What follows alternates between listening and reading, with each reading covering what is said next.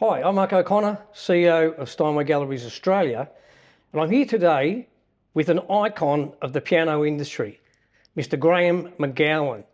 And we had a get-together for Christmas where we took some photos of all of our staff together and our team, and Graeme came along to that Christmas dinner, and quite a few people commented on the photo, noticed that Graeme was in the photo, because a lot of people know you, Graeme, right? Because you've been in the industry so long, but people haven't seen you for many years. So they saw our photo and there were many comments and people asking how you're getting on and to pass on their regards to you. So we thought we'd have a quick chat with you just about the interesting aspects of your life and your life in the piano industry, Graeme. So first, let's introduce Graeme McGowan. Welcome, mate. Thanks, Mark. Great to see you, as always. As I said, you're a bit of an icon of the piano industry, mate, and you're still here, you're still going. Can I ask, are we allowed to ask how old you are? I'll be 75 in April. 75? Yeah. That's fantastic, mate, and still going and tuning pianos in here today. Yep. So can you give us an idea of just how you started in the piano industry and what was early life like for yourself? I was born 3 months premature, which through having too much oxygen caused my blindness. 3 months, is that right? Yeah. 3 months, right, okay. Which you've got to remember in 1950 was, and a bit before, was a pretty big deal. And Right. it was, of course, just after the war and, and I was £2.9. Anyway, I survived the oxygen and went to the then Royal Victorian Institute for the Blind. At what age was that, Graeme? I attended the nursery when I was around 2.5, 3 years old.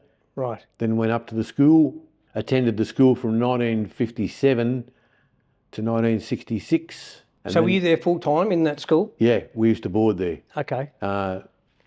Every blind kid used to board there, or just about every blind kid anyway. Were all the kids in there blind, Graeme? Yes, blind or had partial vision. Right. I was always interested. I started learning piano when I was 8, because that's what was part of the school curriculum. I became interested in piano tuning when I was 12, but unfortunately the then piano teacher, for whatever reason, didn't let me have a look inside a piano, but I was always interested. And when I left the school, I went down to the training centre at St Kilda Road at the RVIB, which is where they took people who either had car accidents or they took the kids from the school and transitioned them into work. I got offered the chance of piano tuning and jumped at it and started learning piano tuning on February the 21st, 1967 and finished the end of October 1968 and went out on my own for a year, which was pretty hard to get work. I went for an interview at Sutton's and never got a job there. And then I went for an interview on April 3rd, 1970 at Allen's and started with Allen's on April 7th, 1970. And there you are. Well, here I am. Mate, how do you remember those dates so well? Like exact dates? Yeah. Just off the top of your head. They're just embedded in your brain, right? Well, it was a pretty big deal to get a job. I worked in the workshop for a year. This is at Brash's or? Allen's. At Allen's in the... Was that 276 Collins Street? No, West Melbourne. In West Melbourne warehouse? The West Melbourne warehouse. So what year was that, Graeme? 1970? 1970. And how old were you then? I was 20. Okay. And where were you living at that point? Were you living... I was living at home with my parents in Ashwood. Okay. In 1971, they sent me down the showroom, and from the showroom, I tuned every piano on the floor, and then they started sending me out on jobs to the ABC. And then in 1972, I went to Festival Hall to tune the piano for Chicago. Wow. And then I used to do all the concert work. I did the ABC, I did Festival Hall, I did Dallas Brooks Hall. I remember tuning the piano for Errol Garner. How did you find, was that at that point, were you getting to those venues with a guide dog? Is that how you get around? Yeah. I've had 8 guide dogs, but I used to, I used to do Her Majesty's. Allen's would send me off in a cab, and they'd just pay for all my cabs. They'd go to Her Majesty's or the ABC or Dallas Brooks Hall, Festival Hall, and I mean, I did a lot of concert work in those days. So who would you say is the most famous person or group that you've tuned piano for? I mean, Chicago was pretty famous. Neil Diamond at the My Music Bowl, Boss Gags. Did you meet some of these guys and Yeah, I did. and girls? Yeah, you did. Yeah, interesting, right? Yeah, I think the first tuning was Diana Ross at Festival Hall. Wow. Yeah, in 1970. Oh no, well, the first tuning was Chicago, then Diana Ross. But you know, I mean, Errol Garner was great at Dallas Brooks Hall. I didn't meet Errol Garner, but I did meet Neil Sedaka.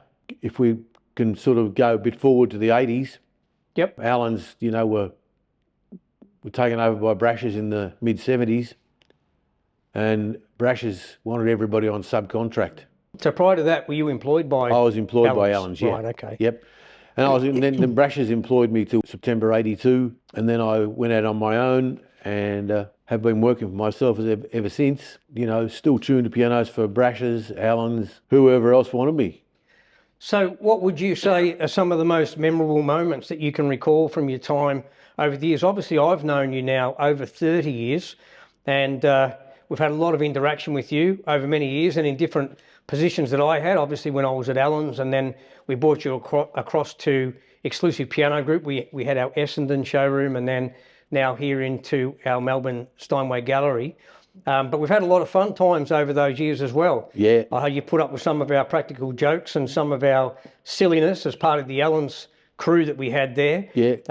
You know, they were pretty good days. We working there in the Allens Music Store. Oh yeah, in Collins Street. Collins Street was a wonderful. We had a store. great team. We had for a while. We had Cal Monahan. We had Maurice Jabandi and Lushy, and Paul Noble was there for a while. Yeah. And with myself, and you were always, look, the one thing about you, mate, is that, you know, I was thinking about it before when we're going to sit down and have a chat.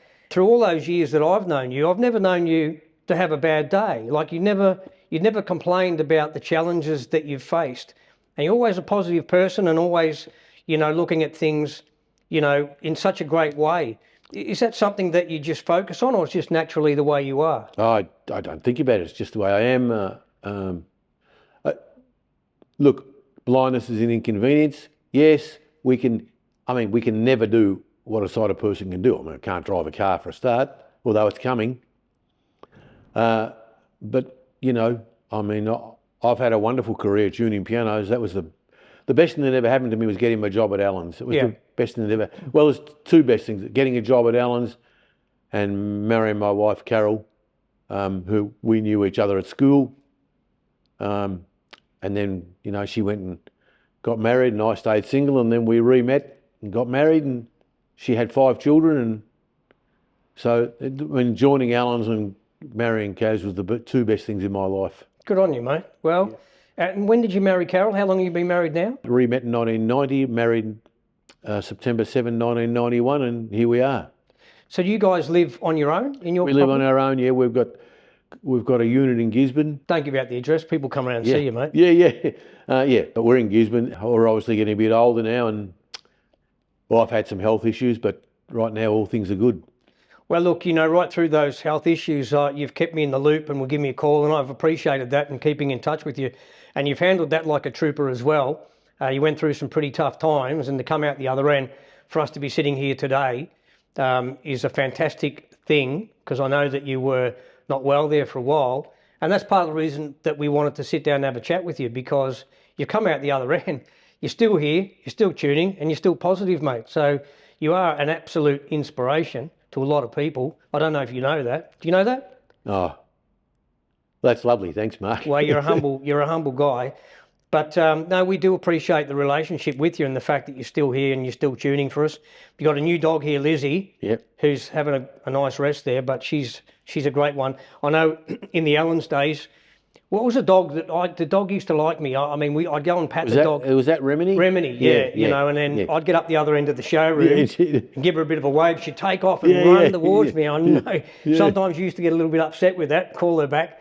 But we were always looking after her. But what a great dog. And some of the dogs you've had have just been, you're like part of the family, right? Yeah, well, I had Dudley, I've had, as I said, I've had 8 guide dogs: Rep, Maya, Ebony, Remini, Dudley, Pepper, Cara, and this current one, Lizzie. Fantastic. And so you've had Lizzie for how long? Coming up 5 months. After all my health issues, I didn't plan on getting another dog. And then I thought, no, I need to go for a walk. And I thought it'd be nice. It's given me just that extra bit of motivation to keep going. They're such a companion as well. I mean, Yeah, I love dogs. yeah. So I know there were some other things that I wanted to ask you about. One of those was some of the incidents that you've encountered in your time in the industry. Yep. One of them was a piano falling on you, right? Yeah, yeah. So tell us about that. Well, February 15, 1977. In those days, there was a massive amount of pianos in the warehouse. I mean, you know, we're talking, well, they used to import around 12,000 pianos a year throughout Australia. So I was in the warehouse tuning an August Forster Grand, and it had a mark on the lock rail. So they said, oh no, we better change it over. Well, I was tuning that one, and they were bringing a piano around behind me to unpack it to change it. I don't exactly know what happened, but the guy accidentally hit the tilt button, and I knew it was coming. Because he was on the forklift, right? Yeah, yeah. And remember, in those days, you didn't have to have a license to drive a forklift. Right. So, you know, I could have driven one. And I would like to see that. yeah, mate. yeah. So anyway, I heard the piano coming, and there was the guy on the forklift and another bloke, and they in their haste were deciding whether to try and knock me out of the road, and they thought no, it was better to. So anyway, somehow the piano came down on my back, and I stood up off the stool and supported. It was a 5'7" Grand. In those days, the pianos were in wooden crates. Somehow I stood up with it, and it smashed me into the piano I was working on. Yep. And I left one tooth embedded in the lock rail. Really? Anyway, they ended up having to. I got a partial denture, and it cost Brash's quite an amount of money because you know there was insurance involved. And, Yep. Were you badly injured from that? I had a bit of a stiff back, but really considering no. I mean, apart from losing one of my teeth. So even a grand piano falling... No, 2 teeth I lost, sorry. Even a grand piano falling from a great height can't take out Graeme McGowan, right? No, that's it. These pianos weigh in excess of 300 kilograms in most cases. Yep. And that's hit you in the back, put your tooth into a piano? Yeah.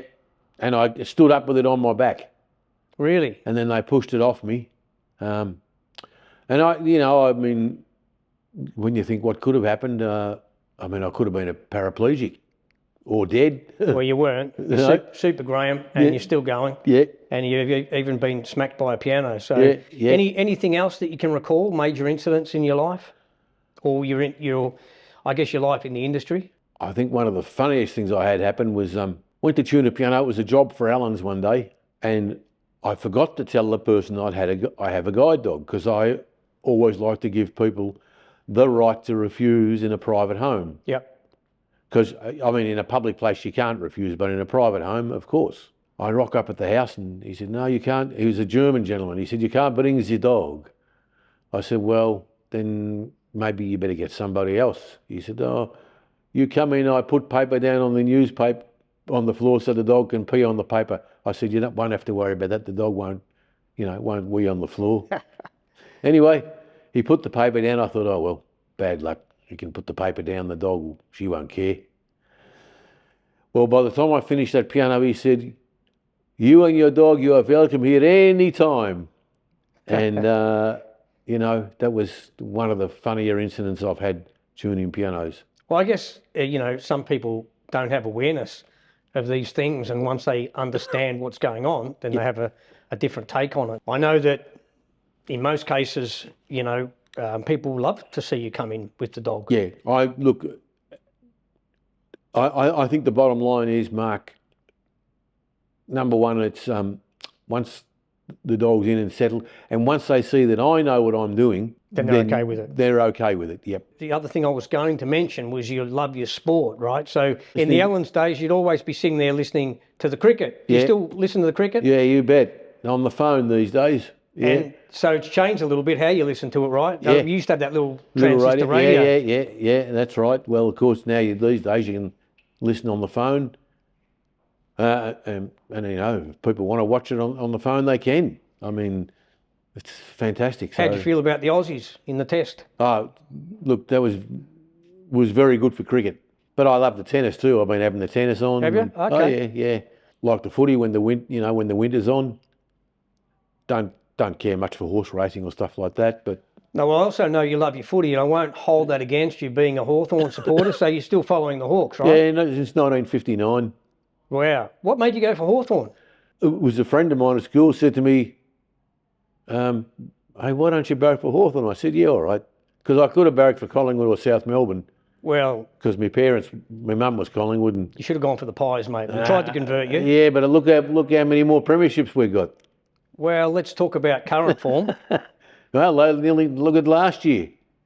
Yeah, we'll look at the year before, mate. Oh, yeah, I know. Go the Pies. So, Anyway, look, I know that's important to you because I see you always listening to the footy, listening to the cricket, so you love your sport. Yep. You love your piano tuning. What else do you love? What else takes your fancy? I love playing. I've also got a Hammond.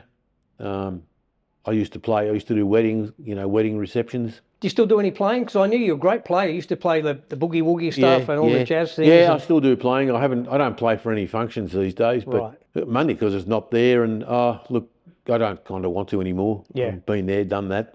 You see, I find piano tuning a far greater challenge to me than playing. To tune a piano properly is a real skill. I don't necessarily believe in the electronic tuning, although it's here to stay. So you never use electronic tuning, right? You tune it all by ear. Yeah, I was taught to tune by ear. I've got to ask you this. How do you find the Steinway pianos compared to other pianos in the tuning stability and the way you tune them? How do you find those? Look, Steinway's still got the name and they're still a very good piano. Of course they are. And tuning-wise, they're great to tune. Of course they are. Stability-wise, they stay in tune, especially the uprights. The uprights, they're very good, the uprights. Well, you're saying that because you just tuned an upright, right? That's right, yeah. So you just got off the upright, but certainly the grands.